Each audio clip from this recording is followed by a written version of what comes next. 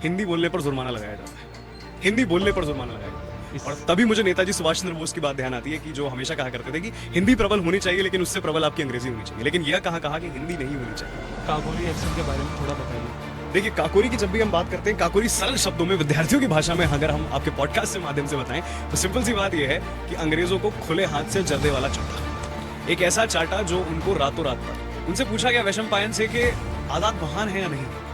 वैशंपायन ने बोला बिल्कुल है। आजाद को शहादत का खतरा है या नहीं। वैशंपायन ने बोला बिल्कुल है। क्या तुम्हें लगता है कि आजाद अपनी पूरा जीवन स्पैन जी पाएंगे? बिल्कुल आराम से नहीं। वैशंपायन ने बोला बिल्कुल। फिर उनसे एक आखिरी सवाल पूछा, तुमने आजाद को देखा है? वैशंपायन ने बोला हाँ देखा। मास्टर रुद्रनारायण ने बोला तुमने आजाद को देखा है, मैंने आजाद को देखा है, लेकिन आगे आने वाली जनरेशन ने आजाद को देखा है। हम क्या बतलाएंगे आगे आने वाली जनरेशन को कि आजाद कैसे दिखते थे?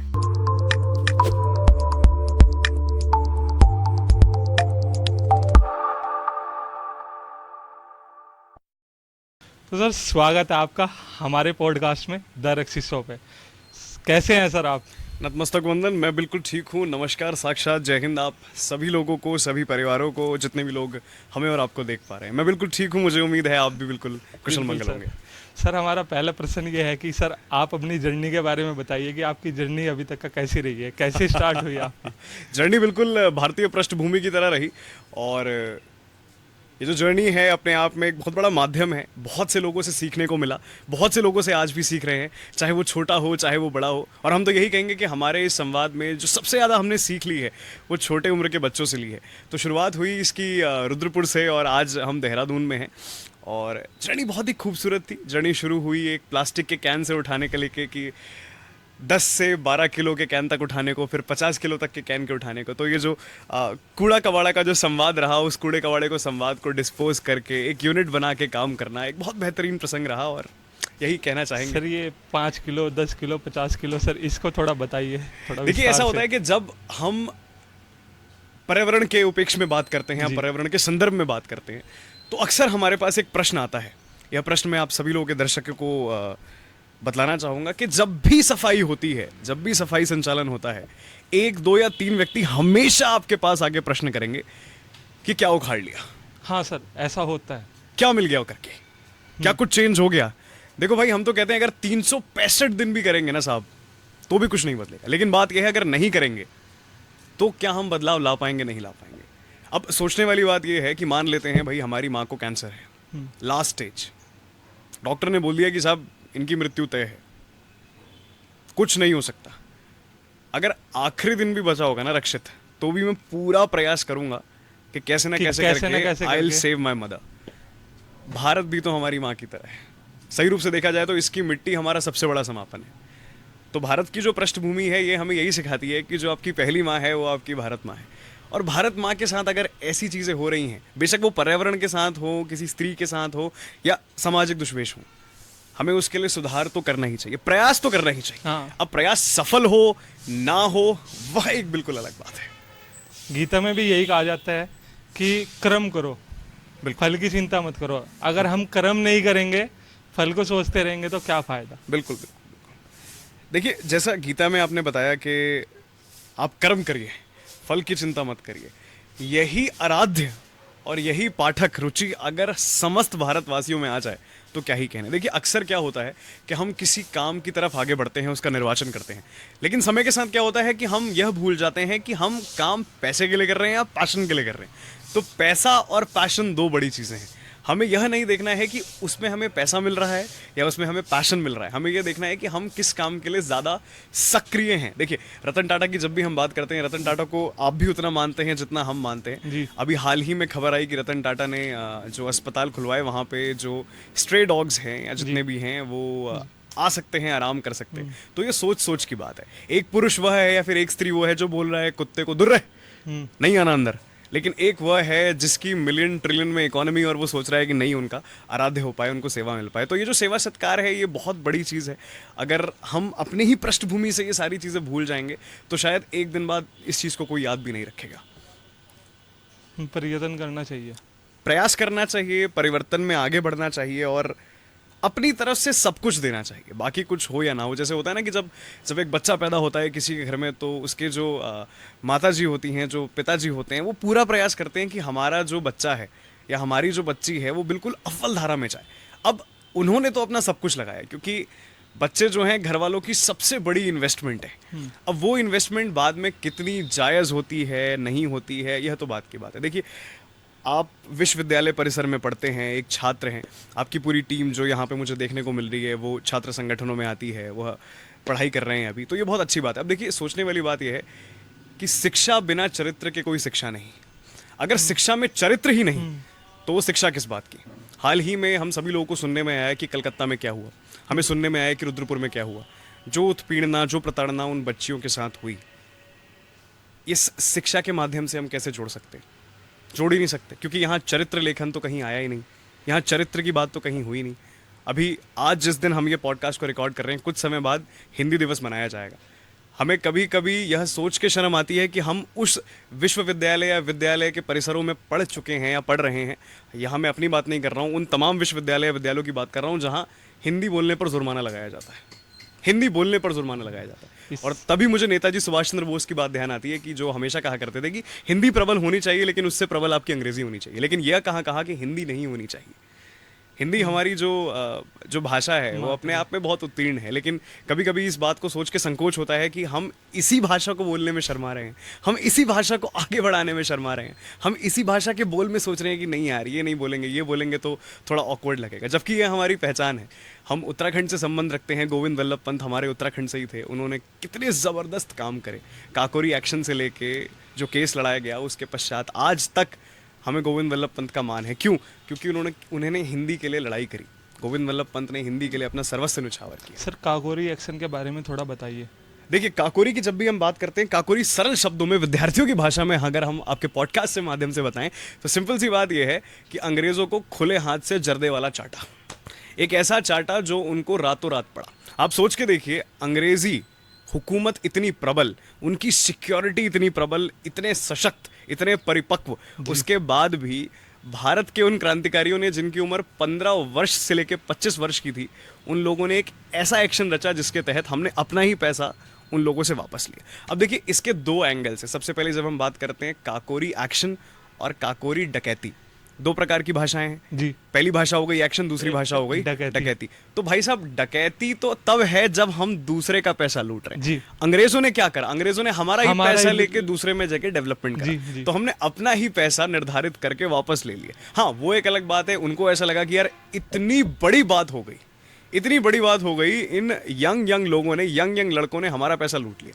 और इसी भावना से हमारे 4 क्रांतिवीरों को फांसी की सजा हुई, जिसमें पंडित राम प्रसाद बिस्मिल प्रमुख थे, जिनको गोरखपुर जेल में फांसी हुई। इसके साथ साथ हमारे पास अशफाकुल्ला खान थे। अशफाकुल्ला खान के बाद हमारे पास राजेंद्र लाहिड़ी थे, और राजेंद्र लाहिड़ी के बाद हमारे पास ठाकुर रोशन सिंह थे। तो मैं आप सभी लोगों से एक आग्रह करूंगा कि जीवन में कभी भी आपका गोरखपुर जाना हो या किसी भी शहीद स्मारक जाना हो, तो स्मारक सिर्फ इसलिए मत जाइए कि आपको इंस्टाग्राम की पोस्ट या फेसबुक की पोस्ट मिल जाए, इसलिए जाइए कि आप वहां जाके नतमस्तक हो सके। एक छोटी सी मैं आपको बात बताता हूँ जी, बताइए। ये घटना देहरादून से आती है, और देहरादून में जो खलंगा वॉर मेमोरियल है जी। वहाँ की कहानी है। तो वहाँ पे जब भी हम जाते हैं, हम हमेशा देखते हैं कि युवा वहाँ पर है ही है। अब 2 पर्सपेक्टिव्स हैं देखिए युवा के, एक कि वो चिल करने के लिए आया है, एक कि वो समर्पण देने के लिए आया है। जो समर्पण देने आया है वो 0.1% है, और जो चिल करने आया है वो 99% है। अब आप सोच के देखिए, बात सिर्फ शहीद स्मारक की नहीं है, बात एक स्मारक की है कि उस स्मारक का निर्माण क्यों करा गया है। देखिए, हमें हमेशा गर्व होना चाहिए कि हमारे पूर्व में हमारे पूर्वजों ने कितना बलिदान दिया है। आज अगर हम हैं, आज मैं और आप अगर संवाद कर पा रहे हैं तो इसीलिए कर पा रहे हैं क्योंकि आज हम प्रबल हैं और आज़ाद हैं। सोच के देखिए, हम हिंदी में पॉडकास्ट कर रहे हैं, अंग्रेजी हुकूमत होती तो क्या हिंदी सेंसरशिप में आ पाती? नहीं आ पाती, नहीं आ पाती। वो तो एक्ट लगा देते कि हिंदी में बात कर रहे हैं, हमारे खिलाफ बात कर रहे हैं। और इसमें सबसे ज़्यादा इफेक्ट पड़ा, मतलब 1830 में लॉर्ड थॉमस के नाम से एक बंदा आया था, जिसने कि जो हमारा एजुकेशन सिस्टम था उसको पूरा चेंज कर दिया। उसने इंट्रोड्यूस किया मॉडर्न एजुकेशन सिस्टम, जो हमारी गुरुकुल की परंपरा थी, जो हमारी पुरानी परंपरा चलती आ रही थी। उसने सोचा कि अगर ये चलती रहेगी तो शायद हम इन पे राज नहीं कर पाएंगे, तो हम इनकी जड़ को ही ख़त्म करते हैं। तो उन्होंने ये जो मॉडर्न एजुकेशन सिस्टम आया है वो इंट्रोड्यूस किया था। वहाँ से उन्होंने इंग्लिश को इंट्रोड्यूस किया था, और तब से आज तक का वही चलता जा रहा है। देखिए, इंग्लिश एजुकेशन सिस्टम का क्या है रक्षित, मैं आपको समझाना चाहता हूँ। मैकॉले जब आया तो मैकॉले ने क्या करा, उसने एक बड़ी अच्छी पदवी दे दी। पदवी क्या दी कि इनको अगर गुलाम बनाना है तो अंग्रेजी बना दो, जी अंग्रेजी सिखाना शुरू कर दो, जी। ये अपने आप गुलाम बन जाएंगे। हम मैकॉले का नाम तो जानते हैं, लेकिन एट द सेम टाइम हम स्वामी दयानंद सरस्वती का नाम भूल जाते हैं, जिस मनुष्य ने, जिस संत ने आर्य समाज की स्थापना करी सन 1875 में।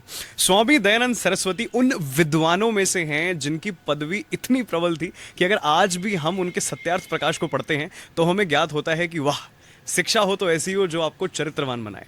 देहरादून में जब आप राजपुर रोड पर जाते हैं, ऑन द राइट आपको दिखेगा कि एक मठ है, रामकृष्ण परमहंस मठ, जी। जो कि स्वामी विवेकानंद और रामकृष्ण परमहंस जो उनके गुरु थे, जी, जी। उनके आराध्य के ऊपर बनाया गया है। कभी आप वहां जाइएगा, हमें अक्सर किताबें देखने को मिलती हैं 50 रुपए, 100 रुपए, 150 रुपए, 300 रुपए। वहाँ किताबें आपको 1 रुपए से 3 रुपए तक देखने को मिलेंगी, और कितना बड़ा लेसन मिलेगा। तो सोचने की बात यह है कि जहाँ आप वॉल्स देखेंगे वहाँ स्वामी विवेकानंद के कोट्स लिखे हुए हैं। उसमें से एक बड़ा अच्छा कोट है कि उस शिक्षा का क्या फायदा जिस शिक्षा में चरित्र नहीं। यह चीज़ सिर्फ स्वामी दयानंद सरस्वती नहीं बोल कर गए, यह चीज़ स्वामी विवेकानंद ने भी बोली, लाला लाजपत राय ने भी बोली, भगत सिंह ने भी बोली, मदन ने भी बोली, राम प्रसाद बिस्मिल ने भी बोली। इनफैक्ट बिस्मिल अजीमाबादी का कोट लहराया करते थे। बिस्मिल अजीमाबादी एक शायर थे पटना के, और अजीमाबाद से वो आते थे, तो उन्होंने सरफरोशी की तमन्ना लिखी थी। तो जो सरफरोशी की तमन्ना है वो समझना हमारे लिए बहुत ज़रूरी है, सिर्फ गुनगुनाना नहीं, समझना बहुत ज़रूरी है। जिस इसका प्रकार सर मीनिंग बताइए। देखिए, ऐसा है कि अगर सही रूप से देखा जाए तो सरफरोशी की तमन्ना क्या है कि सरफरोशी की तमन्ना अब हमारे दिल में है, देखना है जोर कितना बाजुए कातिल में है, रह बरे राहे मोहब्बत रह न जाना राह में, लज्जत इस सहरनावा आदि दूर ए मंजिल में है, वक्त आने दे बता देंगे तुझे ए आसमां, हम अभी से क्या कहें कि क्या हमारे दिल में है। तो इससे पंडित राम प्रसाद बिस्मिल जो उद्धरण देते हैं, या बिस्मिल अजीमाबादी जो उद्धरण देते हैं, कहने का मतलब साफ है कि सरफरोशी की तमन्ना अब हमारे दिल में, हमारे में तो है साहब कि हम तैयार हैं। अब हमें देखना है कि हमारे दुश्मन में कितना दम है, वो हमें टैकल कर पाएगा कि नहीं कर पाएगा। आप सोचिए कि हमारे जितने क्रांतिवीर रहे या जितनी क्रांति वीरांगनाएं रही, उन लोगों ने एक पल के लिए भी नहीं सोचा कि इसमें हमारा कितना हित है। एक पार्टी बनी थी, उस पार्टी का नाम था HSRA, हालांकि उसका पहले नाम HRA था। HRA का अर्थ होता है हिंदुस्तान रिपब्लिकन एसोसिएशन। बाद में भगत सिंह ने एस वर्ड डाल दिया था इसमें, जिसको समाजवाद भी कहते हैं, सोशलिस्ट भी कहते हैं। तो बाद में इस पार्टी का नाम हो गया था हिंदुस्तान सोशलिस्ट रिपब्लिकन एसोसिएशन। आप सोचिए उस युवा लड़के का कितना बड़ा योगदान है सिर्फ इस वर्ड को डालने के लिए, जिसमें एक गुप्त सभा बुलाई गई, इतने रिस्क पर वो सभा बुलाई गई, और उस सभा में ये नियोजन करा कि हम साहब इसमें सोशलिस्ट का अंक डालेंगे। सोशलिस्ट क्यों? देखिए, सोशलिस्ट एक बहुत बड़ा वर्ड है। मैं इसको आज की पॉलिटिकल पार्टी से कंसर्न नहीं कर रहा हूँ, मैं कंसर्न कर रहा हूँ कि समाजवाद का अर्थ क्या है। कितना अच्छा एग्जाम्पल देते हैं कि अगर हमारे क्रांतिवीर पार्टी में सो रहे हैं जी। 3 अगर बिस्तर पे सो रहे हैं और 4 अगर जमीन पे सो रहे हैं, तो सबके सब जमीन पे ही सोएंगे। समाजवाद का सबसे बड़ा अर्थ। लेकिन यह चीज़ समझना बहुत मुश्किल है, इस चीज़ को अपनाना बहुत मुश्किल है। देखिए, जब भी हम क्रांतिकारी पार्टी की बात करते हैं, संगठन की बात करते हैं, तो वर्चस्व काम करता है। वर्चस्व का अर्थ होता है एक वीरधारा काम करती है। एक किस्सा मैं आप लोगों को सुनाने का प्रयास करता हूँ। किस्सा बहुत ही प्रबल है, किस्सा है क्रांतिकारी पार्टी से ही। क्रांतिकारी पार्टी में हमारे एक बहुत युवा नेता हुए, उनका नाम था भगवती चरण वोहरा। उनको क्रांतिकारी पार्टी का मस्तिष्क भी कहा जाता था, और उनकी जो धर्म पत्नी थी उनका नाम था दुर्गा देवी वोहरा। दोनों ही बहुत प्रबल, दोनों ही सशक्त, दोनों के रक्त ने न जाने हमारे भारत को कितनी क्षमता दी है, ये लिखना बहुत मुश्किल है। तो जो दुर्गा देवी के पुत्र हुए, जो भगवती भैया के पुत्र हुए, उनका नाम था सचिंद्र बोहरा। सचिंद्र बोहरा। अब सोचने वाली बात यह है कि नाम सचिंद्र कहाँ से आया। तो क्रांतिकारी पार्टी में ही एक संस्थापक हुए थे जिनका नाम था सचिंद्रनाथ सान्याल। सचिंद्रनाथ सान्याल ने एक पुस्तिका लिखी थी, जिस पुस्तिका का नाम था बंदी जीवन, और इसी पुस्तिका को क्रांतिकारियों की भगवत गीता भी कहा जाता है। तो आप सोचिए कि भगवती भैया ने कहाँ से इंस्पिरेशन उठाई थी, कहाँ से इंस्पिरेशन ठोकी थी कि साहब नाम रखेंगे तो सचिंद्रनाथ सान्याल के ऊपर रखेंगे। ये वर्चस्व होना चाहिए जो आज शायद खत्म हो गया। देखिए, आज क्या होता है कि हम बड़े बड़े पंडित बुलाते हैं, बड़े बड़े मौलाना बुलाते हैं, अलग अलग धर्मों के अलग अलग हिसाब किताब है कि नहीं, नाम ये रखेंगे, वो रखेंगे, एक्सेट्रा रखेंगे। नाम रखना एक चीज़ है, उस नाम का अर्थ जुटलाना एक चीज़ है। संस्कार बहुत बड़ी चीज़ है मित्र, बहुत बड़ी चीज़ है। आप इस समय हम देहरादून में हैं, बहुत सारे कॉलेजेस हैं, बहुत सारी यूनिवर्सिटीज़ हैं, कितने नाम शायद मुझे ना पता हूँ, कितने नाम शायद आपको ना पता हूँ, लेकिन एक शिक्षा का उदाहरण कहीं नहीं हो पा रहा है, वो है चरित्र शिक्षा। देखिए, 15 अगस्त को जिस माध्यम से हम ऊर्जा लेकर आते हैं, काश वह ऊर्जा 16 अगस्त को भी रहे, 17 अगस्त को भी रहे, 18 अगस्त को भी रहे और 19 को भी रहे। जो ऊर्जा हम 26 जनवरी को लेकर आते हैं, वही ऊर्जा 27 को भी रहे, 28 को भी रहे और 29 को भी रहे। तो बात है, आप सोच के देखिए, क्या क्रांतिकारियों ने सिर्फ एक दिन के लिए काम करा था? क्या 2 दिन के लिए काम करा था? भाई साहब, इतना बड़ा संघर्ष था, जिसका कोई हिसाब किताब ही नहीं। और जब भी मैं संघर्ष की बात करता हूँ, मुझे पंडित राम प्रसाद बिस्मिल की योजनाएं याद आ जाती हैं। पंडित राम प्रसाद बिस्मिल को गोरखपुर में फांसी हुई, गोरखपुर जेल में। आज जिस जगह पर उनको फांसी हुई थी वो स्मारक बना दिया गया है। तो जिस जगह पर बिस्मिल रहा करते थे, जिस जेल में रहा करते थे, उन्होंने अपने मरने से पहले, अपनी शहादत से पहले, ठीक 2 दिन पहले उन्होंने अपनी आत्मकथा रचित करी। 2 दिन पहले, 2 दिन पहले 2 दिन पहले, अपने मरने से 2 दिन पहले। और मैं जीवन में सभी को ये कहूंगा कि आप गुलिवर ट्रेवल्स पढ़ें या ना पढ़ें, आप द बोट स्टोरी पढ़ें या ना पढ़ें, ये जितनी भी इंग्लिश की नॉवेल्स है जिसका कोई अर्थ नहीं है, जी। आप यह सब पढ़े ना पढ़ें, प्लीज उन विद्वानों की, उन क्रांति चरित्रों का तीर्थ जरूर पढ़िए जो बहुत प्रबल है, जिससे हमें बहुत कुछ सीखने को मिल सकता है। क्योंकि गुलिवर ट्रेवल्स हमको ये नहीं सिखाएगी कि भारत में क्या है, क्यों है, कैसे है। आप ऐसी तमाम इंग्लिश नॉवेल्स में आपको बता सकता हूँ जिसमें सिर्फ और सिर्फ भारत की उत्पीड़ना के बारे में लिखा है कि भारत कितनी गरीब कंट्री है, भारत ये है, भारत वो है, भारत ये नहीं है, भारत वो नहीं है। अंग्रेज़ों ने करा ही यही है। इनका हमेशा से ही प्रबलता का सार ये रहा कि हमें कितना गिराया जाए और इनको कितना उठाया जाए। ये अपनी नदियों पर गर्व करते हैं। किस बात का गर्व करते हैं साहब? इस बात का कि हमने वेल्स नदी बनाई, हमने ये बनाया, हमने वो बनाया, एक्सेट्रा एक्सेट्रा। पैसा तो हमसे ही चुराया। दादा भाई नारोजी क्या लिख कर गए हैं? दादा भाई नारोजी लिख कर गए हैं कि साहब ये लोग आए थे हमारे यहाँ धंधा करने के लिए, बिजनेस करने के लिए। बिजनेस तो उन्होंने करा और बहुत अच्छा करा। बिजनेस करने में तो ये सच में बहुत आगे थे, इसमें तो कोई दोहरा नहीं है। जी। ये आए थे हाथ मांग कर और लेकर गए चूड़ियाँ, और वहाँ जाके इन्होंने चूड़ियाँ सजा दी। वही चीज़ कोहिनूर के साथ हुई, वही चीज़ हमारे आर्टिफैक्ट्स के साथ हुई, वही चीज़ हमारे इतिहास के साथ हुई। भाई कितने धन्य राजा तो ऐसे थे जिन्होंने इतिहास मिटाने का पूरा प्रयास करा, लेकिन असल बात यह है कि वीरगतियाँ कभी मिटती ही नहीं हैं। कहीं ना कहीं से वो चीज़ बाहर आ ही जाती है। देखिए 23 मार्च 1931 को जो भगत सिंह, सुखदेव और राजगुरु की फांसी हुई, जी। तो फांसी सिर्फ यहीं तक नहीं हुई कि उनको फांसी पे लटका दिया गया और वो लोग वीरगति को प्राप्त हुए। उसके बाद क्या हुआ, यह चीज़ हमारे लिए जानना बहुत ज़रूरी है। उसके बाद संगोष्ठी बनाई गई, लोगों का झुंड बनाया गया, जिन लोगों ने उनको अर्पिता दी, जिन लोगों ने उनको बलिदान का अंक माना। उसके आज भी देखिए, आज कितने वर्ष बीत चुके हैं, लेकिन आज भी भगत सिंह का नाम प्रबल है। इसलिए नहीं क्योंकि वो इंसान सफल रहा, इसलिए क्योंकि उस इंसान ने प्रयास करा। कुछ प्रयास बहुत बड़ी चीज़ है, और प्रयास अगर हृदय से होगा तो वो प्रयास हमेशा सक्षम होगा ही होगा। ये बात तय है। देखिए आज हम देहरादून में एल्फ्रेस्को कैफ़े में बैठ के पॉडकास्ट कर रहे हैं। आज हमारे पास ये कैफ़े है, लेकिन हो सकता है कि ये नहीं होता। क्यों नहीं होता? क्योंकि अगर हम आज़ाद नहीं होते। और जब भी हम आज़ाद की बात करते हैं तो एक क्रांतिकारी हमारे साथ आज़ाद भी थे। अब बहुत लोगों को ऐसा लगता है कि चंद्रशेखर आज़ाद का असल नाम ही चंद्रशेखर आज़ाद है, जबकि ऐसा नहीं है। उनका असल नाम था पंडित चंद्रशेखर तिवारी। तो he belong to a Tiwari clan family and he converted to Azad. हुआ यह था कि बनारस में जब सभा को आयोजन होता था जी। तो क्रांतिकारी नारे लगते थे। तो उसी नारे के दौरान उनको पकड़ा गया था क्योंकि उन्होंने देशभक्ति के नारे लगाए थे, और जब कोर्ट में उनकी पेशी हुई थी तो उन्होंने अपना नाम आज़ाद बतलाया था। जी। अब आज़ाद जैसा बालक जो उस समय 14 से 15 वर्ष का था, उस इंसान ने जब कोड़े खाए तो उसने सिर्फ 2 नारे बोले, वंदे मातरम और महात्मा गांधी की जय। वो एक अलग बात है कि उसके बाद उन्होंने क्रांतिकारी पार्टी ज्वाइन कर ली, और चंद्रशेखर आज़ाद के आने से पार्टी में बहुत सशक्तता भी मिली, प्रबलता भी मिली, साक्षरता भी मिली। जब भी हम आज़ाद की बात करते हैं तो हम देखते हैं कि आज़ाद बहुत ही कम में जीवन जीने वाले आदमी थे। उनको किसी चीज़ का गर्व नहीं था। गर्व था तो एक चीज़ का कि हम भारत की कोख से जन्मे हैं। अब देखिए जिस जगह से पंडित चंद्रशेखर आज़ाद आते थे, असल बात तो यह है कि वो जगह एक आदिवासी स्थापना थी। आदिवासी स्थापना। अब सोच के देखिए कि एक इंसान गांव से आ रहा है और क्रांतिकारी पार्टी का सबसे प्रबल लीडर बन के दिखा रहा है। वैसे में आए थे कहाँ से? आदिवासी में कहाँ से आए थे? देखिए ऐसा मान के चलिए उनका जो जन्म है वो मध्य प्रदेश का है, भवरा। जी। भवरा, उस समय वो अलीराजपुर प्रिंसली स्टेट हुआ करता था, वहां से वो आते थे। जी। और उसके बाद इतनी बड़ी पार्टी को सशक्त बनाना, प्रबल बनाना।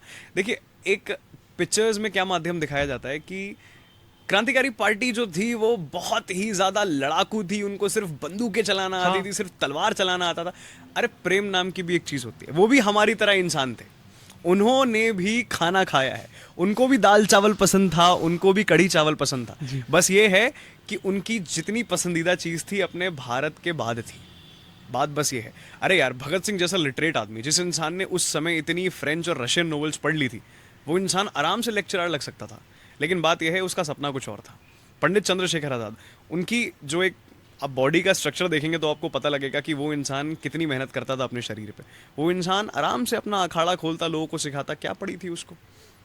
और जो वर्चस्व की मैंने आपको बात बताई, पंडित चंद्रशेखर आज़ाद की इंटरनेट पर एक क्लिप है, बड़ी सुंदर प्रस्तुति है, वो फोटो है जिसमें पंडित चंद्रशेखर आजाद मूंछों को ताव देते हुए जी खड़े हैं। हाँ, वो फोटो है उनकी। ये फोटो तो हम सभी के पास है, लेकिन इस बारे का किस्सा किसी को नहीं पता है। ये किस्सा कैसा है, या ये फिर किस्सा ये बताइए आया आप। कहाँ से? ये किस्सा एक्चुअली ऐसे आया कि जब काकोरी के पश्चात क्रांतिकारी पार्टी लमसन लमसन बिखर चुकी थी, अब उनको जोड़ना बहुत जरूरी लमसम लमसम। था। अब ऐसा मान के चलिए कि क्रांतिकारी पार्टी का जो वर्चस्व है वो धीरे धीरे खत्म होते जा रहा था। क्यों होते जा रहा था? क्योंकि लोग पकड़े जा रहे थे, कुछ गद्दारियां हो गई थी, जी। कुछ लोगों ने धोखे दे दिए थे। तो आजाद थोड़े परेशान थे, आजाद चले गए झांसी, और आजाद जैसा बहरूपिया ना कोई था, ना कोई है, ना कोई हो सकता है। मैं तो हमेशा बोलता हूँ जितने हमारे क्रांतिवीर थे उनसे बड़ी सेलिब्रिटीज ना कोई थी, ना कोई है, ना कोई होगा। जितने रूप इन लोगों ने बदले हैं उतने रूप तो ना शाहरुख खान बदल सकते हैं, ना सलमान खान बदल सकते हैं। खैर, कंपेयर करना भी गलत बात है। मैं आपको किस्सा बता रहा था कि चंद्रशेखर आजाद की वो जो बहुत प्रबल वाली फोटो है जिसमें वो मूंछों में ताव देके खड़े हैं, तो वो फोटो झांसी की है। जी पे कि चंद्रशेखर आजाद की वो फोटो कहाँ पे है जहाँ पे उन्होंने बहुत प्रबलता से मूंछों को ताव दिया है। तो किस्सा झांसी से आता है। झांसी में पंडित चंद्रशेखर आजाद अपने अग्रज मित्र मास्टर रुद्र नारायण के साथ रहा करते जी। थे, और मास्टर रुद्र नारायण जो थे वो उस समय झांसी के इकलौते चित्रकारों में से एक थे, इकलौते छाया चित्रकारों में से एक थे, टू बी ऑनेस्ट फोटोग्राफर्स में से एक थे। तो एक बार जब पंडित जी नहा कर आए तो रुद्र नारायण ने बोला कि साहब एक फोटो तो बनती है, और न जाने उस दिन आजाद की बुद्धि कहाँ थी कि आजाद ने बोला चलो ठीक है खिंचवा लेते हैं। और आजाद ने फोटो खिंचवा ली, और मास्टर रुद्र नारायण ने जो फायदा उठाया कि तुरंत पहले उनकी फोटो खींची और एक फोटो अपने परिवार के साथ खिंचवाई, जो लोगों को लगता है कि वो चंद्रशेखर आजाद का परिवार है। तो हुआ ये कि आजाद ने फोटो तो खिंचवा ली, लेकिन एक समय बाद आजाद को लगने लगा कि यार अगर गलती से यह फोटो अंग्रेजी हुकूमत के हाथ लग गई तो नुकसान पूरी क्रांतिकारी पार्टी का हो जाएगा, क्योंकि एक का गिरफ्तार होने का मतलब है कि पूरी संगठन बर्बाद। तो आज़ाद को ऐसा लगा यार अब क्या करा जाए। आज़ाद के एक बहुत ही विश्वसनीय साथी थे, उनका नाम है विश्वनाथ वैशंपायन। विश्वनाथ वैशंपायन ने एक बहुत ज़बरदस्त और सुप्रसिद्ध पुस्तिका भी लिखी, उसका नाम था अमर शहीद चंद्रशेखर आज़ाद, जिसमें उन्होंने चंद्रशेखर आज़ाद की भूमिका के बारे में बतलाया। तो आज़ाद ने वैशंपायन से बोला यार कि तुम जाओ और ये फोटो नष्ट करके आ जाओ, तुरंत के तुरंत चले जाओ। वैशंपायन ने बोला ठीक है साहब, कर देते हैं। वैशंपायन गए, झांसी पहुंचे, झांसी मास्टर रुद्र नारायण को बोला कि आपने फोटो खींची थी आज़ाद भैया की, उसको डिस्ट्रॉय करना है। जी मास्टर रुद्र नारायण ने बोला क्यों करना है? उन्होंने बोला कि साहब इसलिए करना है क्योंकि फोटो अगर गलती से मिल गई हुकूमत को तो कुछ भी हो सकता है, हाँ, कुछ भी पूरी पार्टी। पूरी पार्टी के ऊपर खतरा है। मास्टर रुद्र नारायण ने रक्षित एक ऐसी बात बोली जो इतिहास का सबसे बड़ा पन्ना है। हालांकि वो एक अलग बात है कि हमें पता नहीं है। उनसे पूछा गया वैशंपायन से कि आज़ाद महान है या नहीं है? वैशंपायन ने बोला बिल्कुल है।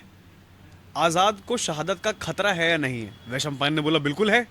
क्या तुम्हें लगता है कि आज़ाद अपनी पूरा जीवन स्पैन जी पाएंगे बिल्कुल आराम से? नहीं। वैशंपायन ने बोला बिल्कुल भी नहीं। फिर उनसे एक आखिरी सवाल पूछा गया, तुमने आज़ाद को देखा है? वैशंपायन ने बोला हाँ देखा है। मास्टर रुद्र नारायण ने बोला तुमने आज़ाद को देखा है, मैंने आज़ाद को देखा है, लेकिन आगे आने वाली जनरेशन ने आज़ाद को नहीं देखा है। हम क्या बतलाएंगे आगे आने वाली जनरेशन को कि आज़ाद कैसे दिखते थे?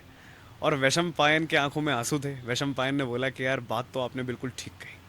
तो उस जो फोटो है उसको नष्ट नहीं करा गया। और वैशंपायन खुद लिखते हैं ये बात कि जीवन का भैया से पहला और आखिरी झूठ मैंने यही बोला कि फोटो नष्ट कर दी। और सोचिए ये सिर्फ वैशंपायन और मास्टर रुद्र नारायण के बदौलत ही है कि हम उस फोटो को देख पाते हैं इंटरनेट पे और वो फोटो प्रेजेंट है। और जैसा मैंने बात बताई थी कि आज़ाद अपने साथ बमतुल बुखारा रखते थे। बमतुल बुखारा का जो अर्थ है वो उनकी पिस्तल हुआ करती थी, और आज़ाद हमेशा कहते थे जब तक ये बमतुल बुखारा मेरे पास है मुझे कोई नहीं पकड़, कोई मुझे नहीं पकड़ सकता, कोई मुझे नहीं मार सकता। 27 फरवरी का दिन सन 1931 जब अंग्रेजों से उनकी भिड़ंत हुई तो नॉट बावर नाम का वहाँ मनुष्य था जो ब्रिटिश का अफसर था, उनके साथ ठाकुर विश्वेश्वर सिंह और बाकी भारतीय थे। जब उन पे गोली शॉट्स करी जा रही थी, आप निशाना देखिए चंद्रशेखर आज़ाद का कि जब आज़ाद ने निशाना मारा तो बिल्कुल सटीक जो जामुन का पेड़ है, चंद्रशेखर आज़ाद पीछे खड़े हुए थे और वहाँ से गोलियां मार रहे थे और उनकी गोली बिल्कुल सटीक ठाकुर विश्वेश्वर सिंह के तो जबड़े को पार करके गई।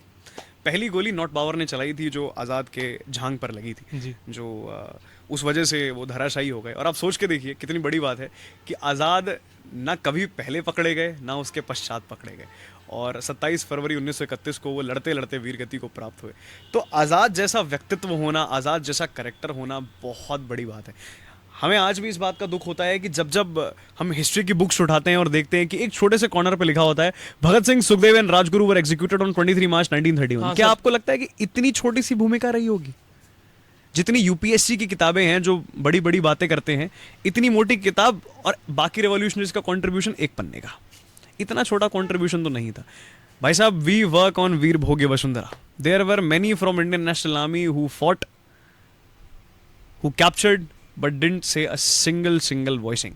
ऐसे ऐसे लोग हमारे पास रहे. आप कभी देहरादून जाइएगा, देहरादून में एक पार्क है जिसको गांधी पार्क के नाम से जाना जाता है. गांधी पार्क में 3 स्मारक लगे हुए हैं, एक सुभाष चंद्र बोस का, एक केसरी चंद का, और एक डोईवाला के सपूत थे, उनका नाम था दुर्गामल साहब जी. इन तीनों के सपूत. हमारे इतिहास की किताबों में न जाने ये 2 नाम हैं कहाँ. सुभाष चंद्र बोस के बारे में तो एक बार के लिए हम सुन लेते हैं कि हाँ साहब ये है, हाँ वो है उनका. लेकिन दुर्गामल साहब के बारे में ना हमें कोई इन्फॉर्मेशन है और ना ही इतिहास इसको आगे बढ़ाने का प्रयास कर रहा है. सेम चीज़ केसरी चंद के साथ है. दोनों से ही जब इनका ट्रायल चल रहा था, इनसे बोला गया था कि आप बता दो भाई साहब क्या क्या चीज़ें हैं, हम आपको छोड़ देंगे. दोनों का जो वर्चस्व था वो बिल्कुल सेम था, बिल्कुल कॉमन, कि तुम कुछ भी करो हम बताएंगे नहीं. हमारे क्रांतिकारी पार्टी में भगत सिंह की जो ऐसा बोला जाता है ना, भगत सिंह की पार्टी, बड़ा अच्छा लगता है भगत सिंह की पार्टी. और भगत सिंह की पार्टी क्यों बोला जाता है? क्योंकि भगत सिंह उनमें से सबसे वोरेशियस रीडर थे. वो बोलते बहुत अच्छा थे, वो लीड करते थे, वो बोलते बहुत अच्छा थे. देखिए ऐसा है कि एक थोड़ा सा मिसकंसेप्शन है जो मैं आप सभी लोगों के सामने क्लियर कर दूं. अगर हम ये चीज़ जानें कि भगत सिंह हमेशा से ही बहुत प्रबल रहे हैं, तो ऐसा नहीं है. ये चीज़ भी लोगों को जाननी चाहिए कि भगत सिंह की पिटाई भी बहुत हुई है. एक बार की बात है, ये लोग एक पर्चा प्रोपोगेट कर रहे थे. पर्चे का नाम था lost leader, the lost leader. और ये पर्चा जो है भगवती चरण वोहरा और भगत सिंह प्रोपोगेट कर रहे थे. तो जब भगत सिंह को पकड़ लिया गया तो दूसरी पार्टी वालों ने बहुत मारा पीटा. तो ऐसा नहीं है कि भगत सिंह सिर्फ और सिर्फ एक क्रांति नेता थे या फिर उनका खून नहीं बहता था या फिर वो ईश्वरीय रूप थे. हाँ, अनडाउटेडली उनके काम कुछ ऐसे रहे जो बहुत प्रबल थे, जिसकी वजह से उनका नाम इतना आगे. उस पर्चे में क्या था? देखिए, लॉस्ट लीडर में एक्चुअली भगवती चरण वोहरा ने लाला लाजपत राय पे निशाना मारा था और बोला था कि अब इनकी भूमिका जो है धीरे धीरे कमजोर होती जा रही है. उन्होंने बताया था कि ये भटक गए हैं अपने रास्तों से. जबकि आप सोच के देखिए कि लाला लाजपत राय खुद ही कहा करते थे कि ये सारे के सारे मेरे ही सुपुत्र हैं. क्यों कहा करते थे? क्योंकि लाला लाजपत राय ने कॉलेजेस बनाए थे, जो कॉलेज बनाए थे वो सब यहीं के छात्र थे. तो बड़ी अच्छी बात लगती है कि अब जैसे उस समय तो लाहौर अनडिवाइडेड भारत में आता था, अविभाजित भारत में. तो लाहौर में जो कॉलेज था, नेशनल कॉलेज जिसको कहते हैं, जहाँ पे भगत सिंह और उनके सारे सहपाठी मिले थे. अब आप सोच के देखिए कि इनके कमरों में मीटिंग क्या चल रही है. ये नहीं चल रही है कि आज कौन सा सुट्टा फूका जाएगा या फिर आज कहाँ या फिर कहाँ जाएगा या फिर कहाँ गेड़ी मारेंगे. इनका डिस्कशन ये चल रहा है काकोरी के जितने बंदे हैं उनको निकाला कैसे जाए, काकोरी में जितने वीर फंसे हैं उनको निकाला कैसे जाए, क्रांतिकारी एक्शन पार्टी में क्या क्या करा जाए, पैसे कैसे इकट्ठा करे जाए. तो आप सोच के देखिए कि इन बातों के ऊपर विचार हो रहा है. लेकिन सोचने वाली बात है, आज जब हम बाइक से जाते हैं सोचते हैं चल भाई चीज़ केक खा के आते हैं, कितना अच्छा हो. हम सोच के देखें यार एक काम करते हैं, आज पर्यावरण के लिए सेवा करने चलते हैं, आज कुछ करते हैं, आज कुछ नया करते हैं. तो सोच की बात है. सोसाइटी के लिए कोई आज के टाइम में कुछ नहीं करना चाहता. देखिए, सोसाइटी के लिए अगर लोग कर भी रहे हैं तो इंस्टाग्राम के लिए कर रहे हैं, फेसबुक के लिए कर रहे हैं कि हमें व्यूअरशिप मिल जाए, हमें लाइक्स मिल जाए. हमारे देश में आज भी ऐसे लोग हैं रक्षित, जिन्होंने अपना सब कुछ भुला के सिर्फ देश सेवा ही करी. आज भी ऐसे लोग हैं. बहुत से ऐसे टीचर्स हैं जो ग्रामीण लेवल पे पढ़ा रहे हैं, जिनका कोई नाम नहीं है, कोई अंक नहीं है, लेकिन पढ़ा रहे हैं. क्यों? क्योंकि उनको अच्छा लगता है. देखिए, आप कभी विद्यालय जाइएगा या कभी किसी विश्वविद्यालय जाइएगा, आप विद्यार्थी हैं, आप खुद नोटिस करिएगा कि यहाँ ये अध्यापक या अध्यापिका पढ़ाने के लिए आया है, आई है, या पैसा कमाने के लिए आया है, आई है. There is a difference between occupation and passion. बहुत बड़ा डिफरेंस है. एक होता है इंसान लेख लिख रहा है, इंसान ने लेख लिखा, छाप दिया. एक इंसान लेख दिल से लिख रहा है, दिल से लिख रहा है. और अगर आपने सच में कोई चीज़ दिल से लिखी है तो वो चीज़ दिखेगी. एक मैं आपको बताऊंगा कि जीवन में ना एक किताब का निर्माण ऐसा होना चाहिए, चाहे वो हम करें, कोई और करे, जिसमें सिर्फ जिन लोगों ने फांसी को अर्पित करा उनके आखिरी संवाद पढ़ लीजिए आप. उनके आखिरी संवाद में सिर्फ यही आएगा कि यार अगर कुछ है तो हमारा भारत है और कुछ भी नहीं. अगर कुछ भी है तो हमारा भारत है. मदन लाल ढींगरा की मैं आपको कहानी सुनाता हूँ. मदन लाल ढींगरा एक क्रांतिकारी थे, पंजाब से थे जी. आप हिसाब लगाइए, इस इंसान के पास इतना पैसा था. अमृतसर का ये वासी, इनके पिताजी तमाम प्रकार के बिजनेसेस में थे, कोठियां थी, डॉक्टर थे अव्वल दर्जे के. उस समय डॉक्टर होना और ब्रिटिश से इनको उपाधि मिली हुई थी इनके पिताजी को जी. सारे घर वाले एक से नंबर एक, पैसे की कोई कमी नहीं.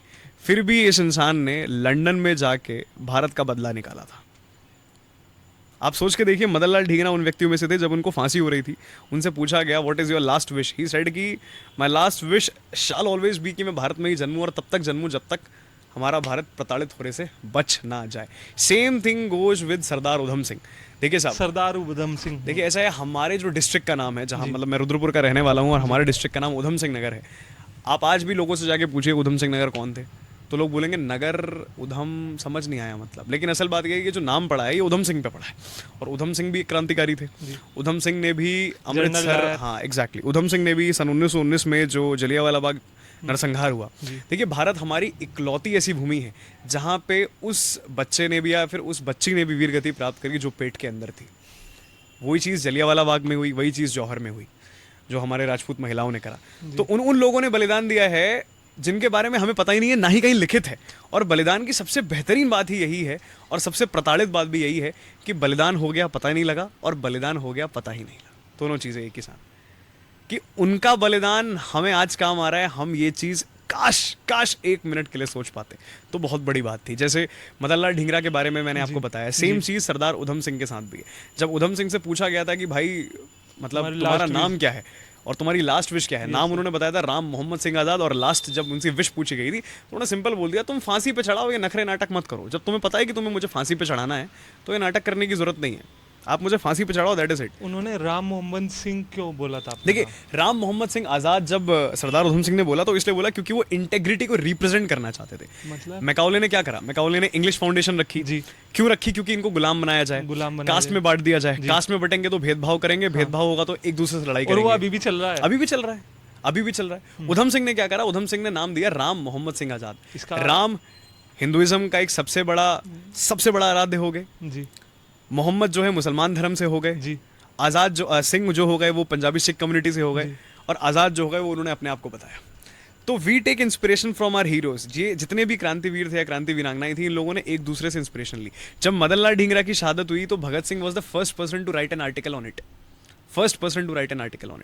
विनायक दामोदर सावरकर ने काला पानी में जितने भी लेख लिखे वो आज भी उतने प्रबल हैं। अभी मूवी भी आई थी। अभी मूवी भी आई थी रणदीप हुड्डा की, जिसमें काला पानी के बारे में बताया उसमें गया। मतलब जो दिखाया गया है, आपके हिसाब से वो कितना सच है? बहुत सी चीज़ें ठीक हैं, बहुत सी चीज़ें गलत हैं, इसमें कोई दोहरा नहीं। देखिए मूवी क्या होती है, मूवी आपको एक आइडिया देती है, एक आपको आइडिया देती है कि भाई ऐसा भी हुआ हो। अच्छी बात यह है कि विनायक दामोदर सावरकर पे एक मूवी बनाई गई। अब ये सवाल तो हमारा उन लोगों से है जो घर बैठ के एसी के टोटके में बैठकर बोलते हैं कि वीडी सावरकर माफी वीर थे, उन्होंने चिट्ठीनामा लिखा था। अच्छा जी, बहुत बढ़िया बात कही। कहाँ से पढ़ा आपने ये? व्हाट्सएप से पढ़ा या फेसबुक से पढ़ा? तो जीवन में उन लोगों के लिए एक लाइफ टिप है कि एक छोटी सी पोस्ट पढ़ के उस 50 साल के आदमी के जीवन का निर्वाचन आप मत कीजिए। कोशिश कीजिए कि उस इंसान को पूरा पढ़ लीजिए, उसके बाद बतलाइए कि वो इंसान क्या था। जो इंसान 10 से 12 साल की उम्र में शस्त्र उठा सकता है वो इंसान वो इंसान माफी वीर कहलाएगा। जो इंसान काला पानी में इतना समय बिता सकता है उसके बाद भी पत्र संवाद कर सकता है वो इंसान माफी वीर कहलाएगा। जो इंसान जेल से छूटने के बाद भारत की परिपक्वता पे बात कर सकता है वो इंसान माफी वीर कहलवाएगा। ये तो आपको सोचना चाहिए और हमें सोचना चाहिए। तो ये जो संकीर्ण बातें हैं ना, वो जो लोग कहते हैं ना कि आज़ादी इनकी वजह से मिली या इनकी वजह से मिली या इनकी वजह से मिली, आज़ादी एक संगठित प्रयास है, संगठित प्रयास है। एक सबकी वजह से अपाहिज ने भी प्रयास करा है, एक अपाहिज ने भी प्रयास करा है। ऐसे किस्से हुए थे जब लाहौर में कमीशन आया था, साइमन कमीशन। जी हाँ, साइमन कमीशन। तो जब साइमन कमीशन आया था तो लाला लाजपत राय के नेतृत्व में बात छेड़ी गई थी और सभी लोगों ने संगठन बनाया था, संगोष्ठी बनाई थी कि हम इनका विरोध करेंगे। जी। और विरोध हुआ भी, और लाला लाजपत राय को उस समय लाठियां बरसाई गई। तो जब लाठियां बरसाई गई तो उसके कुछ समय दिनों मतलब उसके दिनों बाद उनकी मृत्यु हो गई। तो भगत सिंह और उनकी पार्टी ने बदला लेने का सोचा, जो उन्होंने लिया भी। अब आप सोचिए, अगर इस चीज़ में गद्दारी नहीं हुई होती तो शायद भगत सिंह और उनकी पार्टी को कभी फांसी हुई नहीं होती। लेकिन आप सोचिए भगत सिंह की बात कितनी अलौकिक थी कि जब तक हमें फांसी नहीं होगी तब तक देश हमें पहचान ही नहीं पाएगा कि भाई हम किस आराध्य के लिए मर रहे हैं, किस आराध्य के लिए हम फांसी चढ़ रहे हैं। आप सोच के देखिए, भगत सिंह जब अपने अंतिम पग पर थे, जब उनका अंतिम दिन चल रहा था, फांसी होनी थी 24 मार्च की। हाँ, 24 मार्च की थी, उन्होंने रात को करा ली लेकिन थी। इन्होंने फांसी करी 23 मार्च 1931 की। अब हुआ साहब यह कि जब उनका अंतिम पग चल रहा था तो वो लेनिन पढ़ रहे थे। लेनिन रशिया के क्रांतिकारी थे। तो जब उनसे पूछा गया कि चलिए आपकी फांसी है, भगत सिंह ने उत्तर दिया कि एक क्रांतिकारी दूसरे क्रांतिकारी को पढ़ रहा है। अब यहाँ दो चीज़ें समझने वाली हैं रक्षित। पहली चीज़, वो रशियन लिटरेचर क्यों पढ़ रहे थे और लेनिन क्यों पढ़ रहे थे। जी। पहली चीज़ ये क्योंकि उनको शौक था पढ़ने का। दूसरी चीज़ यह कि आप सोच के देखिए वो इंसान कितना प्रबल था। उसको ये चीज़ पता थी कि जब वो इंसान जाएगा तो ये एग्जाम्पल हमेशा बनेगा कि भगत सिंह गया भी तो पढ़ते पढ़ते गया। जब हम भगत सिंह से इंस्पिरेशन नहीं ले सकते तो कहाँ से इंस्पिरेशन ले? आजकल तो एक नाटक चला दिया गया है, कोई भी प्रोटेस्ट चल रहा है तो भगत सिंह ऐसे जिंदाबाद नहीं था क्योंकि वो प्रोटेस्ट का पार्ट है। भगत सिंह जिंदाबाद इसलिए था क्योंकि वो प्रबल था, क्योंकि उसने प्रयास करे अपनी उत्पीड़ना के लिए, अपने देश की उत्पीड़ना के लिए। यार आप हिसाब लगाइए, 63 डेज की हंगर स्ट्राइक चली। जी हाँ, 63 जब days। जतिन दास वीरगति को प्राप्त हुए तब अंग्रेजों ने कुछ मांगे मांगने को सुधार की कि हाँ साहब अब कुछ मांगे मांग ली जाएंगी। अब हिसाब लगाइए, आज हम एक कैफे में बैठे हैं, हमारे पास 1.5 लाख रुपए का सेटअप है, पानी है पीने के लिए, 63 डेज विदाउट फूड। ये सुनने में तो बड़ा आसान लगता है कि हाँ 63 डेज की हंगर स्ट्राइक हुई। अगर इसको प्रैक्टिकल अप्रोच से समझना हो ना, एक दिन बिना पानी पिए आप रह के दिखा दीजिए। और 63 डेज इन लोगों ने बिना खाने के जी कर दिखाया, which is a biological fact भाई, पॉसिबल ही नहीं है, पॉसिबल ही नहीं है। आप जी ही नहीं सकते, आप जी ही नहीं सकते। तो सोचिए इनके दिमाग में क्या विचार रहा होगा यार कि नहीं यार, जिएंगे तो अपने देश के लिए जिएंगे, जिएंगे तो प्रोटेस्ट करो तो ऐसा करो कि इंसान सुने और बोले यार this is what a protest looks like. यहाँ पर एक बात आती है, मतलब अगर गांधी जी चाहते तो भगत सिंह जी की फांसी रुकवा सकते थे, ऐसा काफ़ी लोग कहते हैं और काफ़ी बात सुनने में भी आती है। तो इसके पीछे क्या बात है, क्या वजह है? देखिए रक्षित, अगर कोई बात सुनने में आ रही है तो ऑब्वियसली बात है उसके पीछे कोई ना कोई कारण तो है ही है। जी। गांधी जी चाहते तो बहुत कुछ कर सकते थे और बहुत कुछ नहीं भी कर सकते थे। जिस मनुष्य ने एक बार कहने पर नॉन कॉपरेशन मूवमेंट शुरू कर दिया और नॉन कॉपरेशन मूवमेंट रुकवा दिया, तो सोचिए उस इंसान के पास शक्ति तो होगी होगी। जी। प्रयास की जो बात हुई है, प्रयास होगा तो सब कुछ हो जाएगा। और कोई बात अगर सुनने में आ रही है तो ऑब्वियसली बात है उसके पीछे कोई ना कोई कारण तो है ही है। अब देखिए ऐसा है, गांधी प्रबल लीडर तो थे ही थे, प्रबल पॉलिटिशियन थे ही थे। जो मनुष्य नॉन कॉपरेशन मूवमेंट अपनी एक बार आवाज कहने पर बुला सकता है और स्थगित कर सकता है, उस इंसान में शक्ति तो होगी होगी।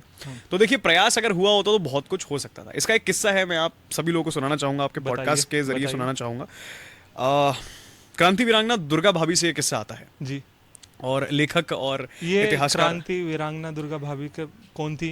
दुर्गा भाभी जो थी या फिर दुर्गा देवी वोहरा जो थी, वह क्रांति पुरुष भगवती चरण वोहरा की धर्मपत्नी थी। तो इनके आगे भाभी इसलिए लगता है क्योंकि जो भगवती भैया थे वो क्रांतिकारी पार्टी के सदस्य थे। जी। और जब उनकी कोई वाइफ है तो जो भी जितने भी लोग थे उनको भाभी के नाम से पुकारते हैं, तो इसलिए हम उनको सम्मान के लिए भाभी के नाम से ही बुलाते हैं। तो दुर्गा भाभी खुद अपने उद्धरण में और लेखक और इतिहासकार पंडित सत्यनारायण शर्मा को ये चीज बतलाती हैं कि हुआ यह था कि जब दुर्गा भाभी गांधी से मिली जी। और इस बारे में बात करी कि साहब भगत सिंह की फांसी है जी, अगर उसको रुकवाने के लिए कुछ प्रयास हो सकता है तो गांधी का एक बड़ा सिंपल और साफ आंसर था कि जिस पदवी पे, जिस पार्टी पे आपका विचार चल रहा है, उस विचार को मैं सपोर्ट नहीं करता हूँ। I do not support violence at all.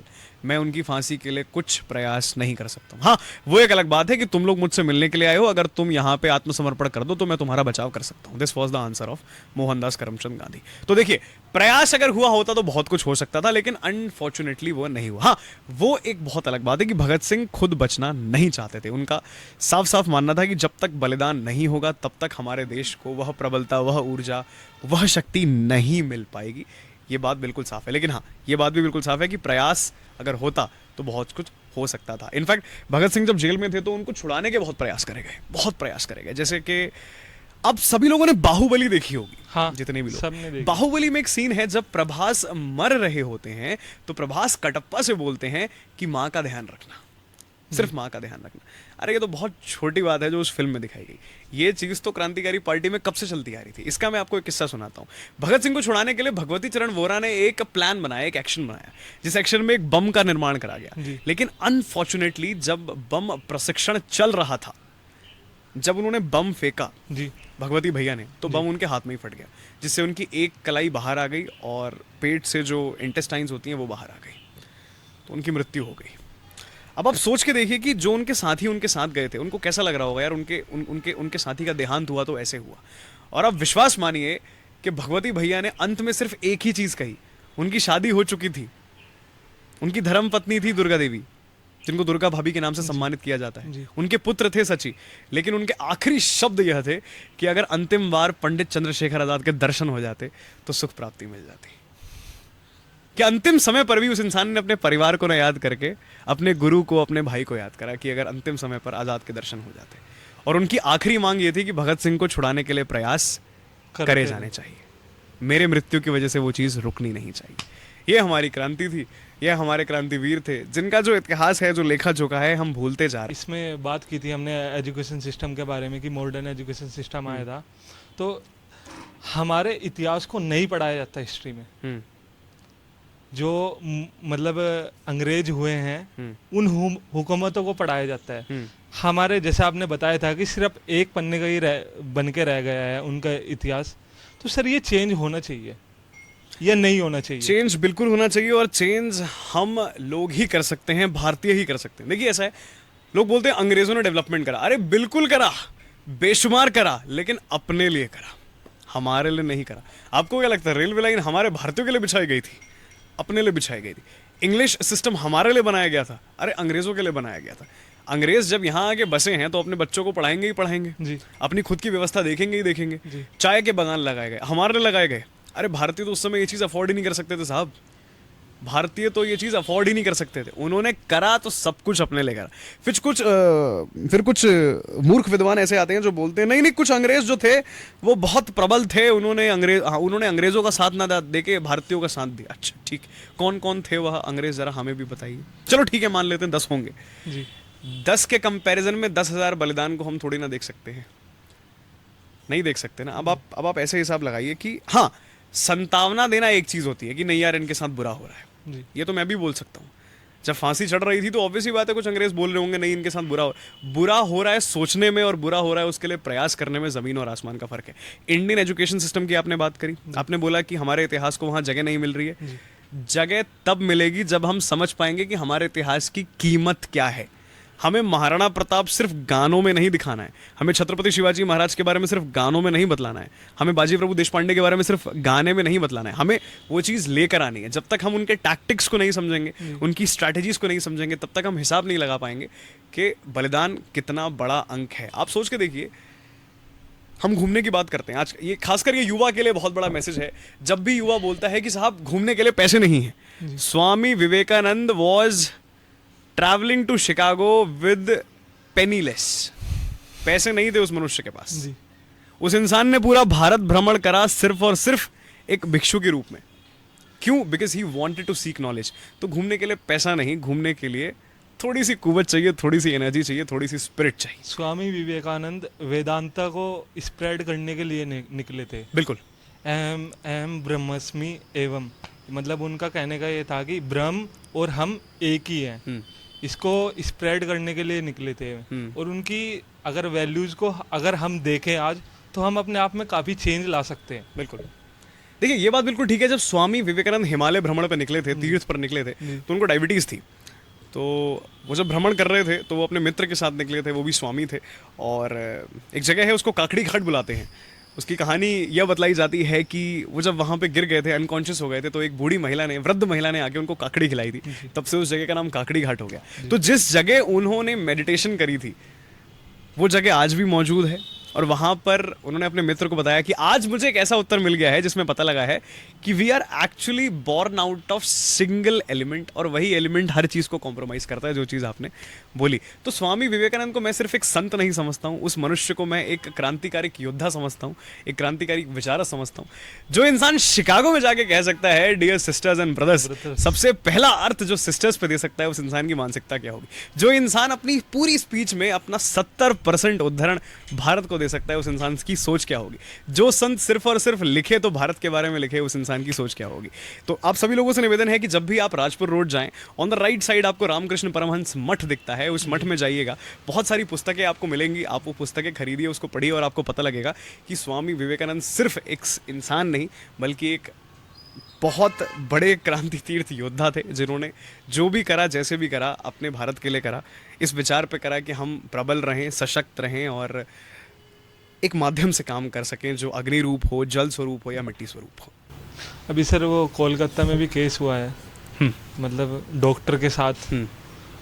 तो सर हमारे देश में सर रानी लक्ष्मीबाई जैसी क्रांतिकारी लड़कियां या क्रांतिकारी वीर पैदा हुए हैं।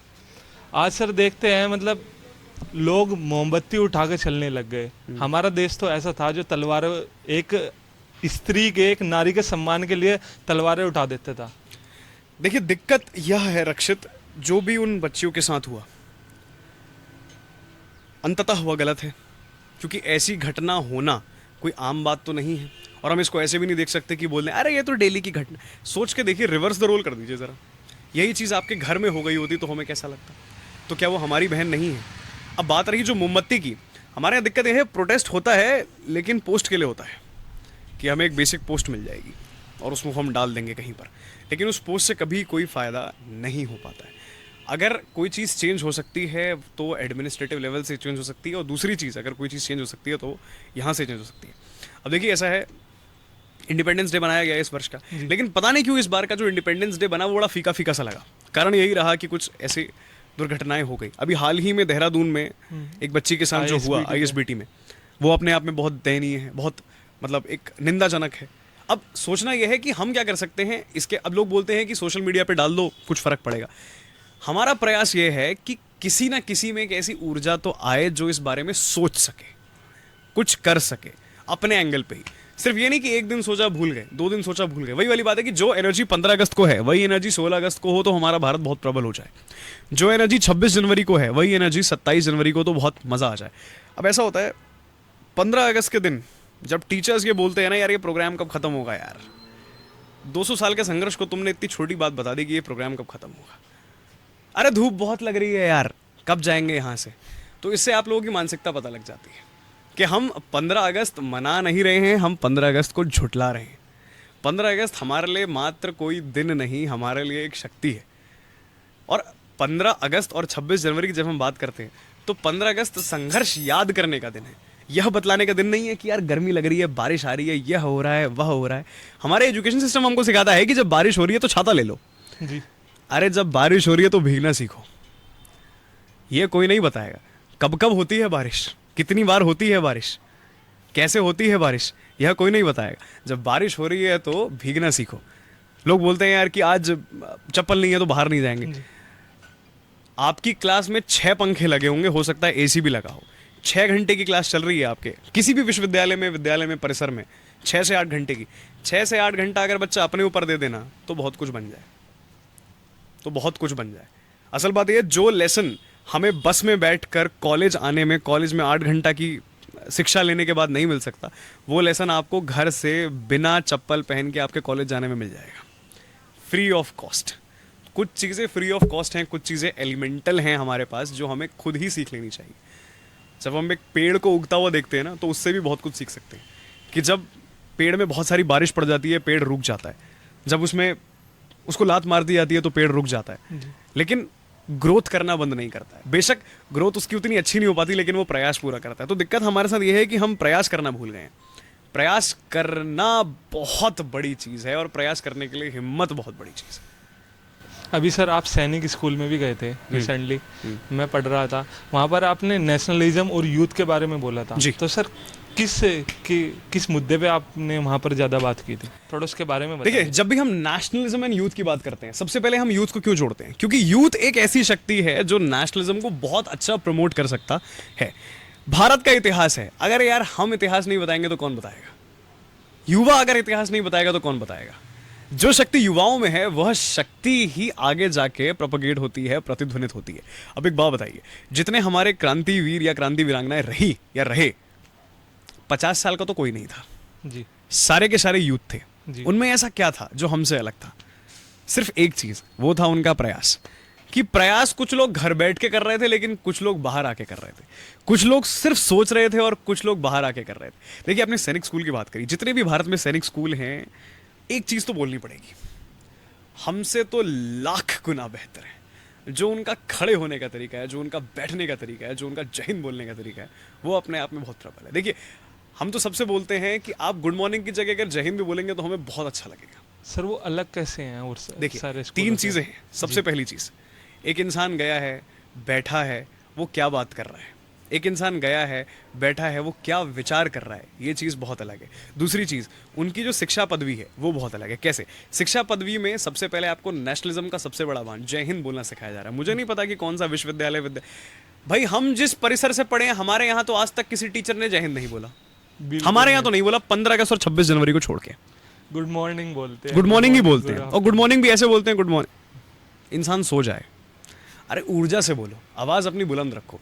तीसरी और सबसे इंपॉर्टेंट चीज़ जो मुझे सैनिक स्कूल में लगी कि जितने वहाँ पे बच्चे हैं उनमें एक मानसिकता है कि फौज में जाएंगे यार, फौज में जाएंगे, सेवा करेंगे। देखो यार, मेरी जो पढ़ाई है वो कुमाऊं विश्वविद्यालय नैनीताल से हुई है, डीएसपी परिसर से हुई है। तो जिस जगह में रहता था, मैं जगह का नाम बताता हूँ, नंदा पीजी में हम लोग रहते थे जी। कुछ बच्चे मेरे साथ ऐसे थे जो सवेरे 5:30 बजे उठते थे और 2-2 घंटे की ड्रिल मार के आते थे। 2-2 घंटे 2-2 घंटे की, 2-2 घंटे की। ये मैं आपको मिनिमम टाइम बता रहा हूँ साहब, मिनिमम टाइम। मैक्स कितना रहता है? मैक्स तो 3 से 4 घंटा दिन का। दिन का? नैनीताल में एक सरोवर है जी जिसकी वजह से वो बहुत सुप्रसिद्ध है, नैनी लेक भी उसको कहते हैं, नैनीताल जी, लेक भी कहते जी। हैं। उसके बगल में मॉल रोड जाती है। जी। सवेरे सवेरे वहाँ वो लोग रनिंग करते हैं, शाम को रनिंग करते हैं। आपको पता है, बच्चों से जब हमारा संवाद होता था, उनसे जब हम पूछते थे कि क्या सोचा है, करेंगे तो फौज का काम करेंगे वरना नहीं करेंगे। और जब हम उनसे पूछते थे कि और कुछ क्यों नहीं करोगे, तो उनका बड़ा अजीब सा जवाब आता था कि और है क्या हमारे लिए, आप बताइए, और करा क्या है हमारे लिए। ना हम इंग्लिश सीख पाए, ना हम हिंदी सीख पाए। अगर प्रबल हैं तो हम सशक्त हैं। यार रक्षित, एक पहाड़ का आदमी बहुत मेहनती होता है, बहुत मेहनती होता है। हम लोग नैनीताल को कैसे देखते हैं? हम लोग नैनीताल को देखते हैं टिफिन टॉप से, हम लोग नैनीताल को देखते हैं चीना पीक से। जी। लेकिन असल पहाड़ों की सच्चाई ना बहुत दयनीय है, बहुत दयनीय। आप जब गांव में जाएंगे ना, आपको पता लगेगा, पानी लेने के लिए एक पहाड़ की महिला 2-2, 3-3 किलोमीटर ट्रैवल कर रही है, नीचे जा रही है और रात के अंधेरे में ऊपर आ रही है। हमारे देहरादून में शेर बाग नहीं घूमते हैं रोड्स पे, लेकिन पहाड़ों पर घूमते हैं। इस स्थिति के बारे में कोई बात नहीं होती। दूसरी चीज़, वो कहते हैं ना लोग, आपके यहाँ खबरें नहीं आती, हमारे यहाँ जब खबरें आती हैं तभी आती हैं जब इंसान गाड़ी से नीचे चले जाता है। रोड ट्रांसपोर्ट की जो सिक्योरिटी है जी। वो कुछ है ही नहीं। तीसरी चीज़, इस समय जो पहाड़ का युवा है, इस समय एज ऑफ नाउ, मुझे नहीं पता ये किसमें इन लोगों ने विचार डाल दिया है कि हम ठंडी जगह रहते हैं तो सिगरेट पीना हमारे लिए एक अनुकरण है, शराब पीना हमारे लिए अनुकरण है। ऐसा नहीं है। पहाड़ आधे से ज़्यादा तो इसीलिए ख़राब होते जा रहा है। आप एक काम करिएगा, आप मसूरी जाइएगा या नैनीताल जाइएगा, आप सीधी लाइन पे चलिएगा, जी। आपको बिल्कुल ठीक लगेगा। आपको लगेगा अरे वाह। एक बार सीधी लाइन से ज़रा थोड़ा राइट और लेफ्ट देख के देखिएगा, पूरा का पूरा कचड़े से भरा होगा वो। हम्म, और कचड़े में सिर्फ 3 चीज़ें होंगी, जर्दा, दारू, बियर कैंस, बस यही होगा, सिर्फ और सिर्फ यही होगा, और कुछ भी नहीं होगा, कुछ भी नहीं। मुझे पता नहीं भारत में ये ट्रेंड कब से आ गया कि हम लोग गाड़ी में बैठते हैं, एक बढ़िया सा सुंदर सा पौवा मंगाते हैं, बकाडी का एक शॉट मंगाते हैं, चिकन लेग पीस मंगाते हैं, पनीर टिक्का मंगाते हैं, खाते हैं, बात करते हैं और उसको फेंक के चले जाते हैं। हाँ सर, कचरे की बात जैसे आपने की थी, कचरा तो दिखता है काफ़ी, मतलब अगर पहाड़ों में जाते हैं तो काफ़ी सारा कचरा देखने को मिलता है। अभी रिसेंटली मैंने एक पॉडकास्ट शूट किया था, तो मे भी ये काम कर रहे हैं कि जो पहाड़ हैं, पहाड़ को क्लीन करने के लिए काम कर रहे हैं कि जो कूड़ा कचरा लोग बाग टूरिस्ट आते हैं और भी जो लोग हैं वे आते हैं और कचरा फैला के छोड़ के चले जाते हैं, तो वे उस पे काम कर रहे हैं कि हाँ, हम अपनी धरोहर को बचाएं, हम अपने पहाड़ों को बचाएं, अपनी लेक को बचाएं। तो ये बात, देखिए, कार्य तो बहुत अच्छा है, इसमें तो कोई दोहरा नहीं है। जी जिस हिसाब से काम नैनीताल में हो रहा है, जिस हिसाब से काम देहरादून में हो रहा है, अनडाउटेडली वो बहुत प्रशंसनीय है, इसमें कोई दोहरे की बात नहीं है। लेकिन सोचने की बात यह है, जब हम नगर पालिका की बात करते हैं ना, नगर पालिका क्या कार्य कर रही है? नगर पालिका कार्य कर रही है कचरा उठाने का। क्या इस चीज़ की ज़रूरत है? क्या हमें ये सोचना चाहिए? हमने उन ऑक्यूपेशन को बना दिया जो ऑक्यूपेशन एग्जिस्ट ही नहीं करनी चाहिए। मतलब हम अपना ही फेंकी हुई चीज़ नहीं उठा पा रहे। सोचिए कितनी द्रवित बात है। जब हम अपनी ही फेंकी हुई चीज़ नहीं उठा पाएंगे तो हम क्या करेंगे? भगवान जाने ये ट्रेंड कहाँ से आ गया है, किसने बता दिया है कि पहाड़ की चोटी पर जाके सिगरेट फीकेंगे या फूकेंगे। न जाने कहाँ से ईश्वरीय शक्ति इन लोगों में आ गई है कि इतनी प्रबलता के साथ चढ़ेंगे और ऊपर जाके मालबोरो फूकेंगे। वेस्टर्न कल्चर, बात वेस्टर्न कल्चर की रहे या इंडियन कल्चर की रहे, वेस्टर्न कल्चर ने क्या करा? वेस्टर्न कल्चर ने डिसरप्शन तो कॉज कर दिया। पहनेंगे तो ऐसे कपड़े पहनेंगे जिसमें सूट हो, ये हो, एक्सेट्रा हो, परफ्यूम हो, देश भर की चीज़ें हो। बाहर से अच्छे लगना एक चीज़ है और अंदर से अच्छा होना एक चीज़ है। सिंपल सी बात है।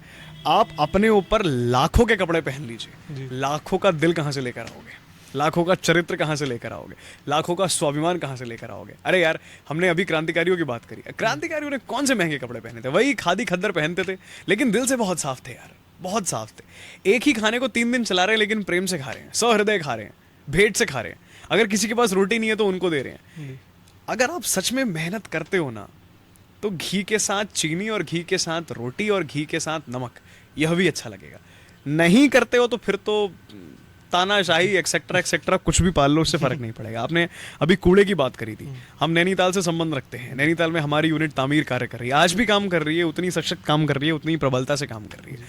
हमेशा हमारे पास एक सवाल आता है, रक्षित कब तक करोगे ये, क्या उखड़ जाएगा ये सवाल आता है। हाँ, डेली एक मैसेज हमेशा पड़ा होता है, कितने पैसे मिल जाते हैं इसके, इतने व्यूज आ रहे हैं, कितना पैसा मिल रहा है इसका।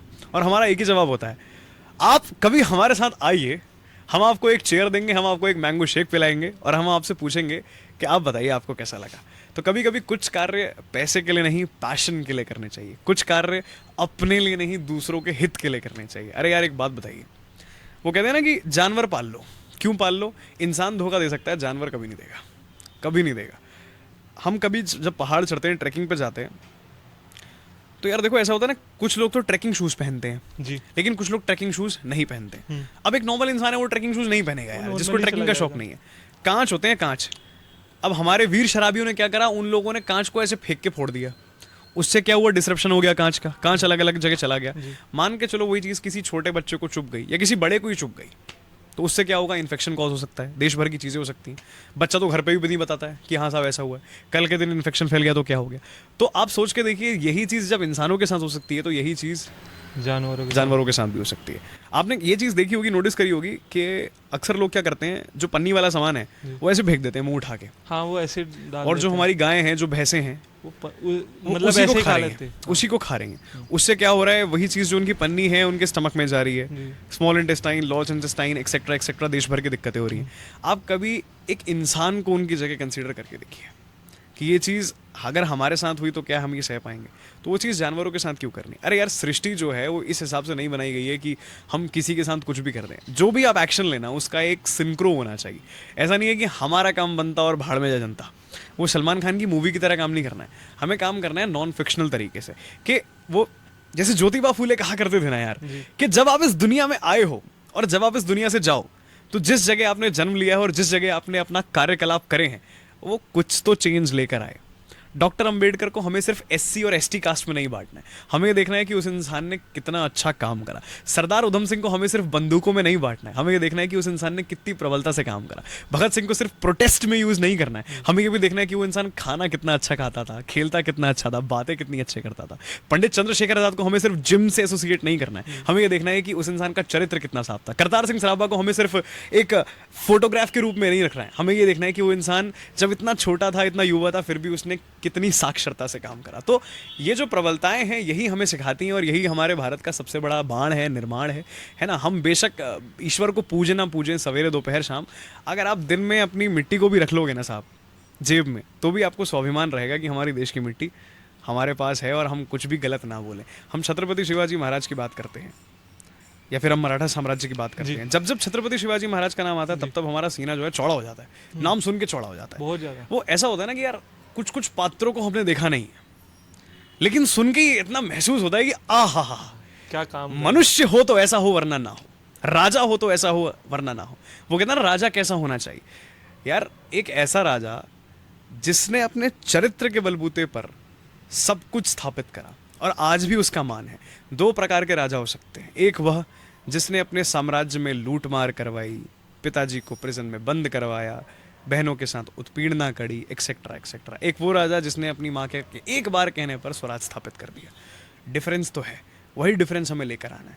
हर मर्द से मेरी ये गुजारिश है कि ऐसा मर्द बनिए कि आपके साथ जितनी स्त्रियां हैं वो कहें कि हाँ, a man should be like this. हर स्त्री से मेरी ये गुजारिश है कि अपने में इतनी प्रबलता लेकर आएँ कि अ man should think that a women should work like this.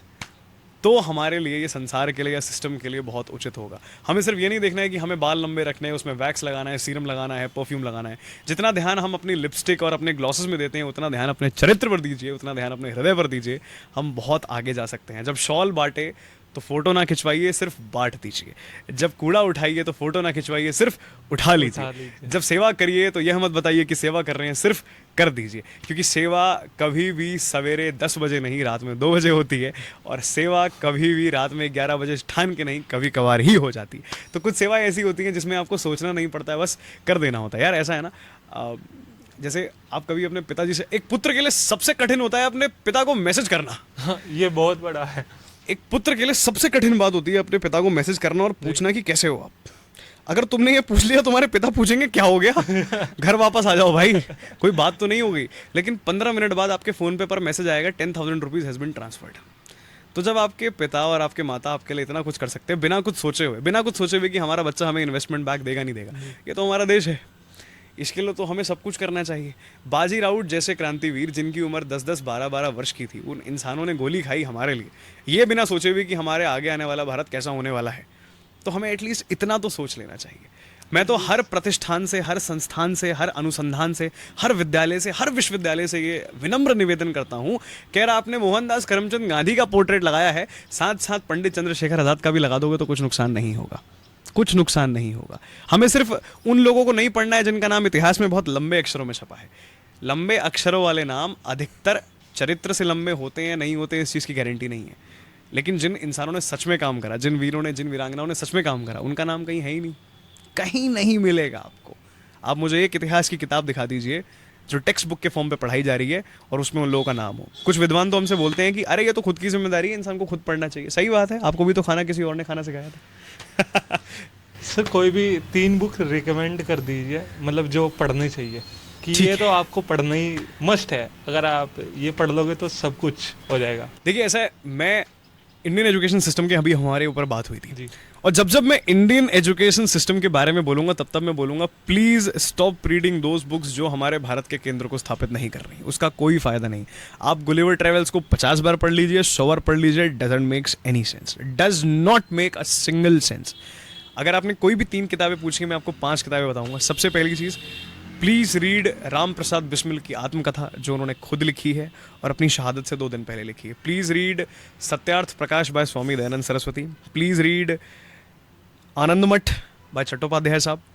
Please read Godan by Premchand.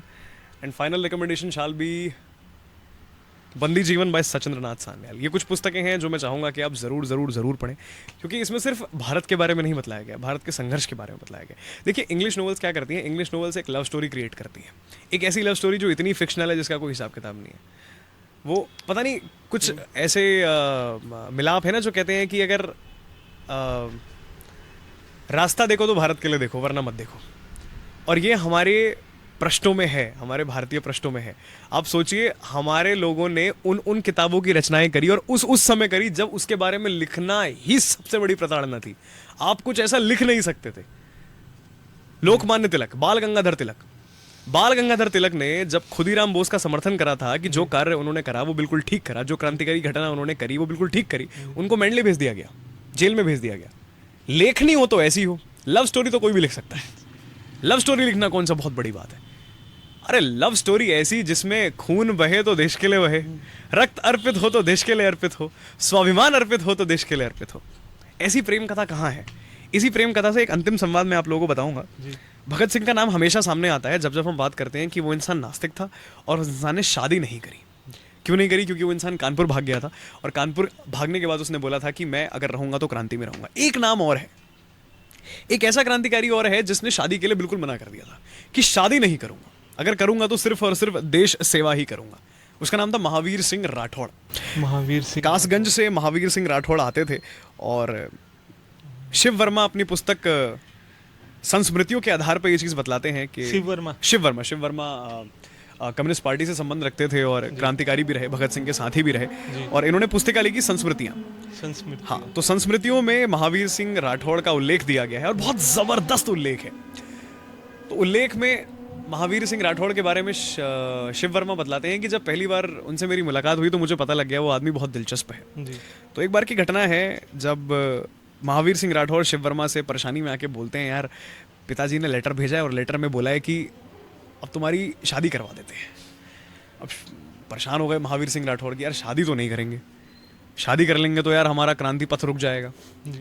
अब शिव वर्मा ने बोला जो चीज़ तुमने मुझसे बोली है अपने पिता को लेटर में लिख दो, हो सकता है मान जाए। महावीर सिंह राठौड़ ने एक लेटर लिखा, उस लेटर में लिखा कि प्रिय पिताजी ऐसा ऐसा है कि मुझे शादी नहीं करनी है, मुझे अपने देश के लिए यह सब करना है और मुझे इसी पथ पे चलना है। लेटर वापस आया और लेटर में उनके पिता ने लिखा कि मुझे स्वाभिमान है तुम पर कि तुमने यह उत्तर दिया कि मुझे शादी नहीं करनी है, न जाने यह विचार कहाँ खो गया था। और उनके पिताजी ने उनका पूरा समर्थन करा कि साहब तुम्हें जो करना है तुम वो करो, बस अपने साथियों को धोखा मत देना। और महावीर सिंह ने अंततः यही करा, ना अपने साथियों को धोखा दिया। और 1933 में जब उनको काला पानी की सज़ा हुई थी, तो उनको जब उनके साथ फोर्स फीडिंग हुई थी, नली जो है खाने की वो नाक के थ्रू डाली जाती थी और मुंह के थ्रू डाली जाती थी, जिससे कि इंसान के खाना पहुंच जाए। उन लोगों ने हंगर स्ट्राइक करी थी, तो महावीर सिंह राठौड़ खाना नहीं खा रहे थे, तो महावीर सिंह राठौड़ के साथ फोर्स फीडिंग करी थी और उसी फोर्स फीडिंग से उनकी मृत्यु हुई थी, वो वीर गति को प्राप्त हुए थे। और 1933 में बर्बरता की मिसाल दी गई थी अंग्रेज़ों द्वारा कि उनको एक भारी से पत्थर में बांध के काला पानी के पानी में जो बाहर बहता है उसको फेंक दिया था। और ऐसे ना उनका शव मिल पाया, ना कुछ हो पाया, ना कुछ बात हो सकी, और ना महावीर सिंह राठौड़ का कहीं नाम आ सका। तो ये बलिदान सिर्फ हमारे लिए दिए गए और किसी और के लिए नहीं दिए गए। और हमें इन बलिदानों की वैल्यू करनी पड़ेगी, बहुत ज़रूरी है, अगर हम नहीं बहुत करेंगे ज़रूरी तो है। कोई नहीं कौन करेगा। करेगा? देखो भाई, हम अपने माँ बाप का सम्मान क्यों करते हैं? क्योंकि उन्होंने हमारे लिए बहुत कुछ करा है, आज भी कर रहे हैं। आज भी अगर आपको पैसे की ज़रूरत होगी ना, तो आप अपनी मम्मी से या पापा को मैसेज करोगे कि साहब इतना इतना चाहिए, वो उससे ज़्यादा आएगा। अगर आपने 2000 मांगे हैं तो 4000 आएगा, 4000 मांगे तो 8000 आएगा, 10 मांगे तो 20 आ जाएगा। मना कभी नहीं होंगे। इन्होंने हमारे लिए जब इतना करा और किसी इंसान ने हमारे लिए बलिदान दिया, तो बलिदान का अंश कई ज़्यादा बड़ा है, कई ज़्यादा बड़ा है। और क्रांतिकारियों से हम सिर्फ एक चीज़ सीख सकते हैं कि किसी कार्य को करने के लिए पैसे की नहीं, हृदय की ज़रूरत है, हिम्मत की ज़रूरत है, साहस की ज़रूरत है। और हर वो युवा जिसको घूमने का शौक है, वो please take inspiration from Swami Vivekananda कि घूमने के लिए कभी भी धनराशि नहीं, सिर्फ दिल लगता है, मन लगता है। अगर आप में कुवत होगी, अगर आप में हिम्मत होगी, तो आप पूरा भारत भ्रमण करोगे, अच्छे से करोगे, बहुत कुछ सीखोगे, क्योंकि भारत से हम बहुत कुछ सीख सकते हैं, बहुत कुछ सीखना है। और अंतिम जो मेरा मैसेज रहेगा वो यही रहेगा सभी युवाओं के लिए जी सर। कि मेहनत करना मत छोड़ना यार, जीवन में ना कभी मेहनत करना मत छोड़ना। बेशक हार जाओ, लेकिन हारो ऐसा कि अभिमन्यु बनो, हारो ऐसा कि कर्ण बनो। वो कहते हैं ना कि जब कर्ण युद्ध करने निकले थे, अभिमन्यु युद्ध करने निकले थे, तो अभिमन्यु को यह तो पता था कि अंदर कैसे जाना है, लेकिन चक्रव्यूह से बाहर कैसे आना बाहर है आने ये का नहीं रास्ता पता था। पता था। तो उससे बेहतर तो यह है कि चक्रव्यूह में फंस जाओ, लेकिन प्रयास करना बहुत ज़रूरी है, अपने लिए, अपने समाज के लिए, अपने देश के लिए। मैं यह नहीं कहता हूँ कि रतन टाटा बनो, लेकिन मैं यह ज़रूर कहता हूँ कि अपने नाम का अधिकार तो रखो। इसी साक्षात के साथ आप सभी लोगों को नतमस्तक वंदन। जय हिंद, जय भारत।